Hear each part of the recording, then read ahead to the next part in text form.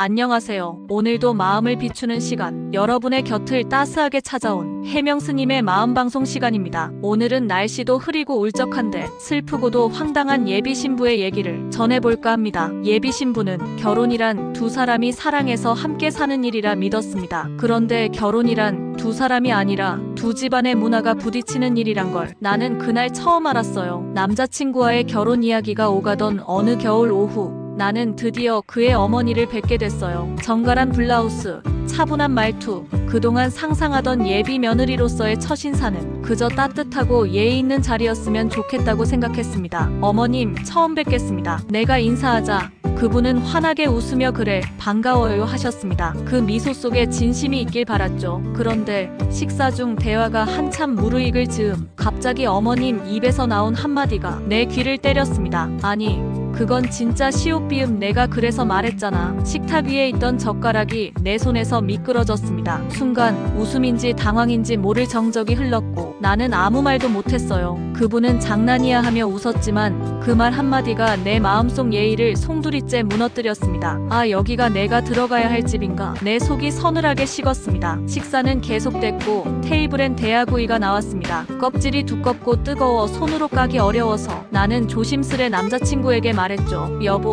이거 좀 까줄래? 그는 자연스럽게 웃으며 새우를 까주었어요. 그런데 그 순간 어머님이 다른 가족들을 향해 큰 소리로 말씀하셨습니다. 거봐, 내가 뭘 했어? 땡땡이가 분명 새우 껍질 까달라 그럴 거라니까. 아유, 딱 보니까 그런 스타일이네. 순간 식탁 위 공기가 바뀌었어요. 그 자리엔 웃음이 돌았지만 그 웃음 안엔 가벼운 비웃음이 섞여 있었습니다. 나는 얼굴이 화끈거렸습니다. 이게 뭐지? 내가 무슨 잘못을 한 걸까? 누군가를 처음 만나는 자리에서 그 사람을 가볍게 평가하고 웃음거리로 삼는 일, 그건 단순한 장난이 아니라 상대의 자리를 흔드는 행위였습니다. 남자친구는 애써 분위기를 바꾸려 했지만 그의 눈빛엔 당황만 있을 뿐 나를 보호하겠다는 의지는 없었습니다. 시간이 지나며 결혼 이야기가 구체화되었죠. 우리 둘은 부모님 도움 없이 서로 모은 돈으로 결혼을 준비하고 있었어요. 어머님께 그 이야기를 드렸을 때 그분은 이렇게 말했습니다. 그래도 요즘 신부 쪽에서 한복해주는 경우 많다더라. 누구네는 신부 측에서 어머님 한복도 같이 해드렸대. 예의가 참 바르더라. 그 말은 너희는 그렇게 안 하니 좀 아쉽다 라는 뜻을 품고 있었죠. 나는 조용히 미소 지었지만 속으로 생각했습니다. 결혼은 경쟁이 아니잖아요. 왜 우리는 비교의 대상으로만 존재해야 할까요? 그날 이후 나는 어머님의 말을 통해 우위에 서려는 사람이라는 걸 알았습니다.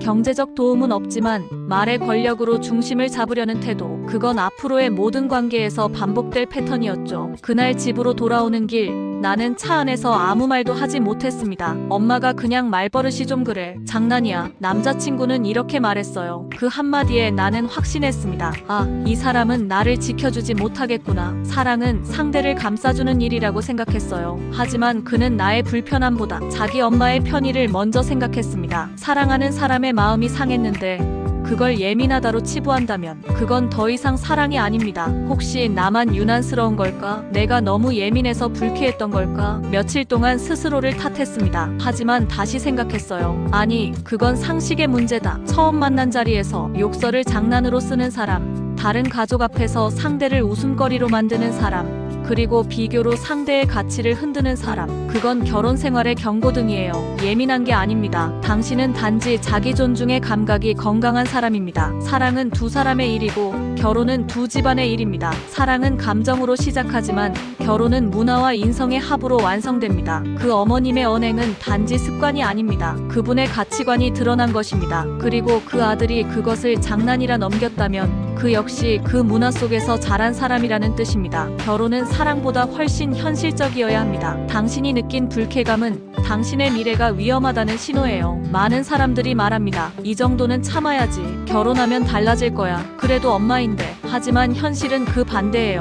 결혼하면 모든 게 더 가까워지고 더 깊이 얽힙니다. 지금 2단계에서 느낀 불안함은 결혼 후에는 2배, 3배로 커집니다. 그리고 그때는 돌이키기 어렵습니다. 파혼은 부끄러운 일이 아닙니다. 당신의 삶을 지키는 용기 있는 선택입니다. 당신이 결혼을 멈춘다면 그건 도망이 아니라 존엄을 선택한 일이에요. 물론 단 한 번의 실수로 모든 걸 판단할 수는 없습니다. 하지만 중요한 건 남자친구의 태도예요. 그가 당신의 마음을 진심으로 이해하고 그건 내 엄마가 잘못한 거야. 다시는 그런 일이 없게 할게. 라고 말한다면 아직 가능성은 있습니다. 하지만 그가 우리 엄마 그런 사람 아니야. 장난인데 너무 심각하게 받아들이네. 이런 반응을 보인다면 그건 평생의 싸움이 될 겁니다. 결혼은 결국 존중의 합의예요. 사랑은 식을 수 있어도 존중이 있다면 관계는 단단해집니다. 하지만 그 반대는 불가능해요. 아무리 사랑이 커도 존중이 사라지면 그 사랑은 상처로 변합니다. 그날의 그 식탁에서 당신은 이미 그 집의 분위기를 느꼈어요. 말 한마디, 시선 하나에서 그들이 당신을 어떻게 볼지를 직감한 겁니다. 그 감은 틀리지 않았습니다. 그건 예민함이 아니라 자기 보호 본능이에요.